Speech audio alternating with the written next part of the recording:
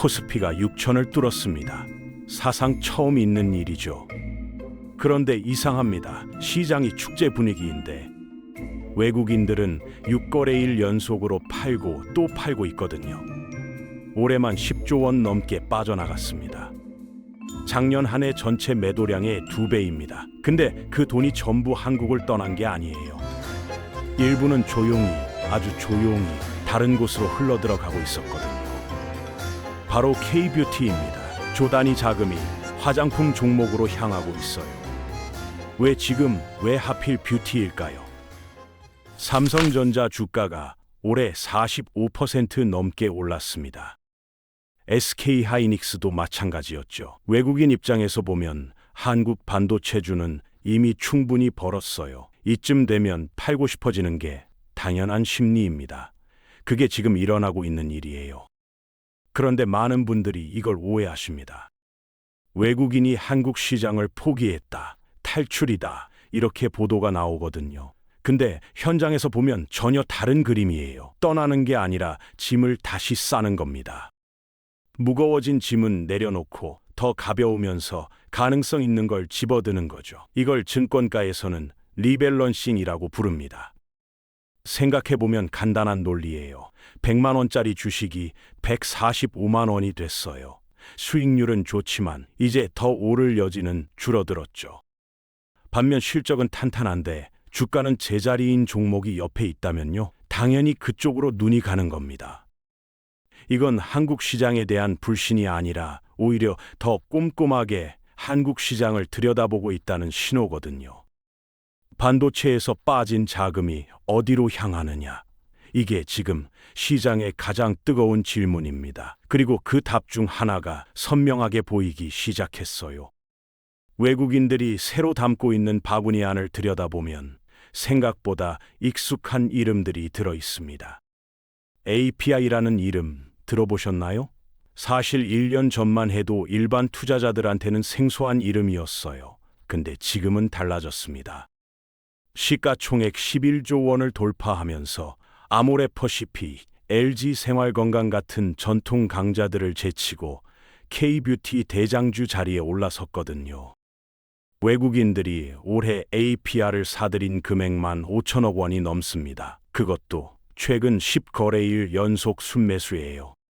하루 이틀 반짝 관심을 보이는 게 아니라 꾸준히 담고 또 담고 있다는 뜻이죠. 이 정도면 찜한 게 아니라 아예 핵심 종목으로 낙점한 겁니다. 외국인들이 APR에 이렇게 집중하는 이유가 뭘까요? 전문가들은 제품력을 첫 번째로 꼽습니다. APR의 브랜드들이 글로벌 시장에서 실제로 팔리고 있다는 거예요. 한국에서 유행하는 걸 수출하는 수준이 아니라 미국과 유럽 현지 소비자들이 자발적으로 찾아서 사는 구조가 만들어졌다는 겁니다. 외국인 입장에서 이건 굉장히 중요한 신호예요. 유행은 끝나지만 소비 습관은 쉽게 안 바뀌거든요. APR의 성장이 일시적인 K뷰티 붐이 아니라 구조적인 변화라고 판단한 거죠. 숫자가 그걸 뒷받침하고 있으니 손이 먼저 움직이는 겁니다.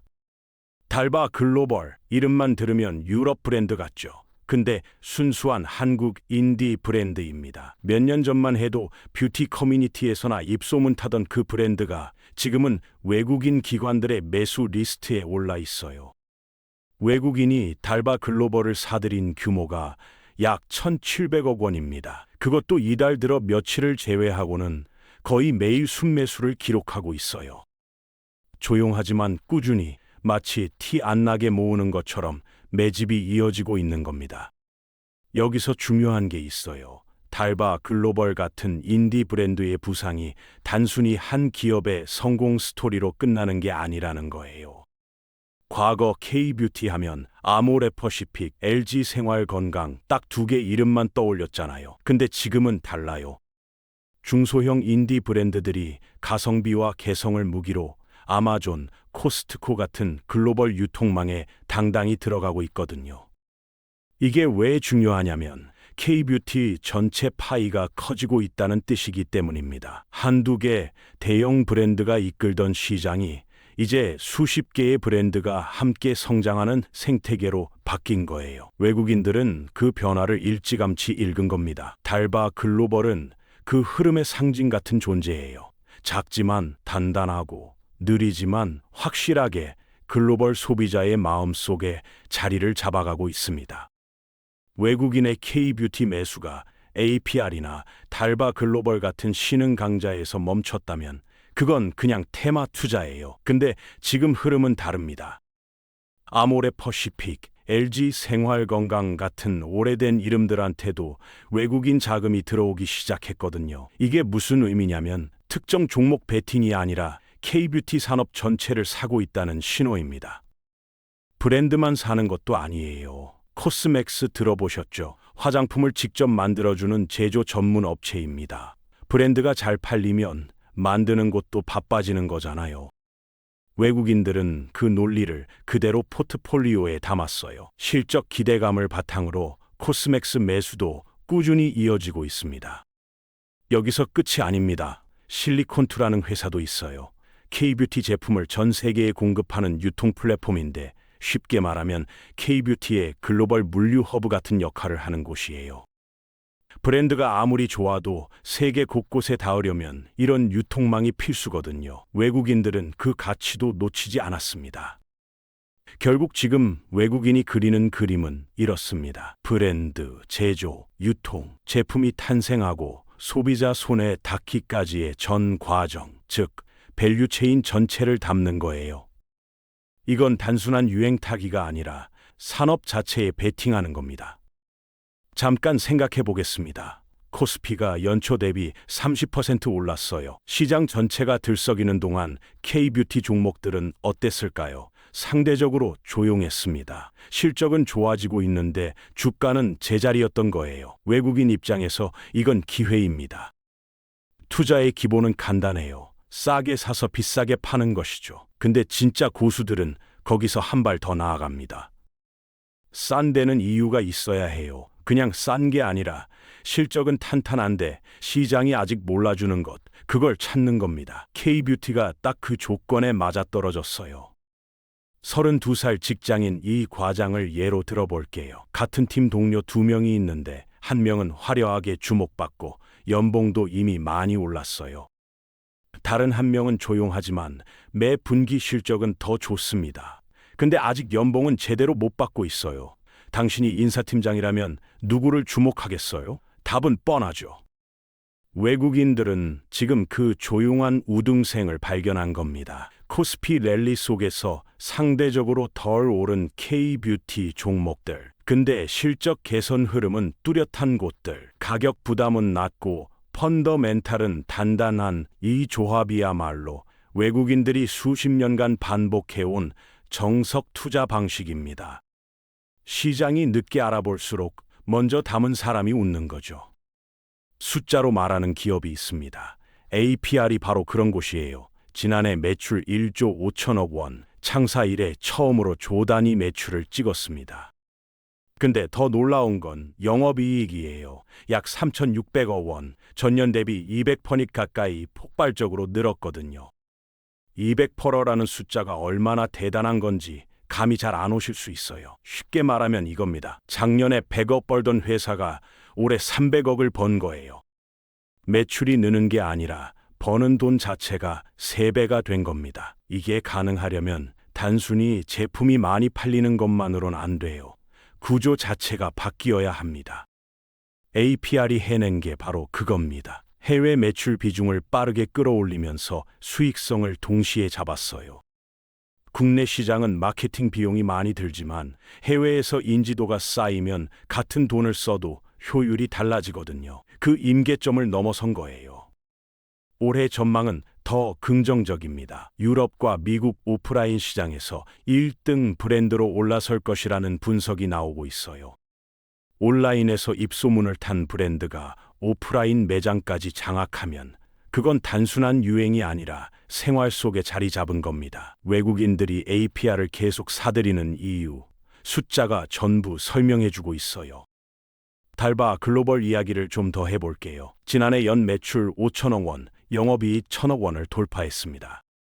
인디 브랜드치고는 압도적인 숫자예요. 근데 여기서 반전이 있어요. 이런 실적을 냈는데도 주가는 연초 대비 고작 11% 오르는데 그쳤거든요. 생각해보면 이상하죠.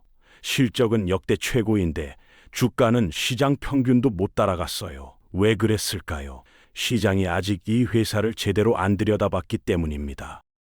외국인들은 그 틈을 파고든 거예요. 남들이 무관심할 때 조용히 담는 것. 그게 기관 투자자들의 전형적인 패턴이거든요. 달바 글로벌의 성장 엔진은 해외에 있습니다. 일본에서 먼저 터졌고 이제 북미로 불길이 번지고 있어요. 특히 미국과 유럽에서 오프라인 매장을 늘리는 전략을 쓰고 있는데 이게 단기 실적보다 훨씬 중요한 신호입니다. 온라인 판매는 유행을 타지만 오프라인 입점은 브랜드의 신뢰도를 완전히 다른 차원으로 끌어올리거든요. 시장도 이제 알아보기 시작했어요. 주요 증권사들이 일제히 달바 글로벌의 목표 주가를 올려잡기 시작했습니다. 늦게 주목받는 만큼 앞으로 올라갈 여지가 더 크다는 얘기이기도 합니다. 외국인이 K뷰티를 산다고 해서 모든 종목을 다 사는 건 아닙니다. 오히려 반대예요. 철저하게 가르고 있어요. 실적이 좋으면 사고 기대에 못 미치면 가차없이 팝니다. 감정이 없어요. 냉정하기로 치면 기관 투자자만 한 게 없거든요. 파마리서치 이야기를 해야겠네요. 한때 K뷰티 수혜주로 꽤 주목받던 곳이에요. 근데 지난해 4분기 실적이 시장 기대치에 못 미쳤습니다. 그 순간 외국인들의 반응은 빨랐어요. 올해 들어서만 파마리서치 주식을 6천억 원 넘게 팔아치웠거든요. 불과 몇 달 사이에 벌어진 일입니다. 이게 무서운 이유가 있어요. 6천억 원이면 웬만한 중소형 기업 시가총액에 맞먹는 규모입니다.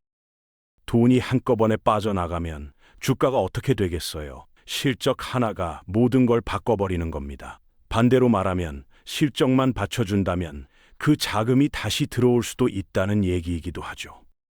결국 외국인의 K뷰티 투자를 관통하는 핵심 키워드는 하나입니다. 해외 실적이에요.